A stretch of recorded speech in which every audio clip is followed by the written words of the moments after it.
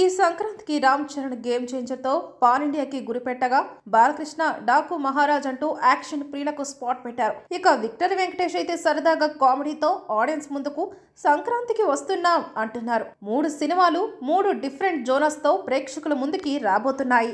మరి ఈ 3 చిత్రాల ట్రైలర్స్ విడుదలయ్యాయి. 3 చిత్రాల ట్రైలర్ వచ్చాక కామన్ ఆడియన్స్ లో గేమ్ చేంజర్, డాకు మహారాజ్, సంక్రాంతికి వస్తున్నాం చిత్రాలపై ఎలాంటి ఒపీనియన్ ఉందో అనేది ఒక్కసారి చూసేద్దాం. ముందుగా జనవరి 10న శుక్రవారం విడుదల కాబోతున్న గేమ్ చేంజర్ విషయంలో మెగా అభిమానులు కాన్ఫిడెంట్ గానే కనపడుతున్నారు. కామన్ ఆడియన్స్ మాత్రం ట్రైలర్ కట్ అర్థం కాలేదు.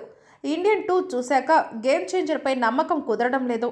శంకర్ ఎలాగైనా రక్తి కట్టిస్తారు, కానీ గేమ్ చేంజర్లోని కొన్ని ఫ్రేమ్స్లో శంకర్ అవుట్డేటెడ్ అనిపిస్తుందని మాట్లాడుకుంటున్నారు. జనవరి 12న రెండో సినిమాగా ఈ సంక్రాంతి రేసులో ఉన్న నందమూరి బాలకృష్ణ డాకు మహారాజ్ టైటిల్ విషయంలో చాలా మంది అసంతృప్తి వ్యక్తం చేస్తున్నారు. డాకు ఫస్ట్ గిఫ్ట్స్ లో బాలయ్య యాక్షన్ అవతార్ చూసి అద్భుతం అన్నవారే ఆయన గుర్రపు స్వారీ చేస్తే జస్ట్ ఓకే అంటూ తేల్చేశారు. ట్రైలర్ కట్ ఏం చేసినా కామన్ ఆడియన్స్ లో జోష్ రావడం లేదు. ఈ సంక్రాంతికి ముచ్చటగా 3వ సినిమాగా జనవరి 14న పండుగ రోజు రాబోతున్న వెంకటేష్ సంక్రాంతికి వస్తున్న ఈ పండుగ విన్నర్ అంటూ కామన్ ఆడియన్స్ తేల్చేయడం విశేషం.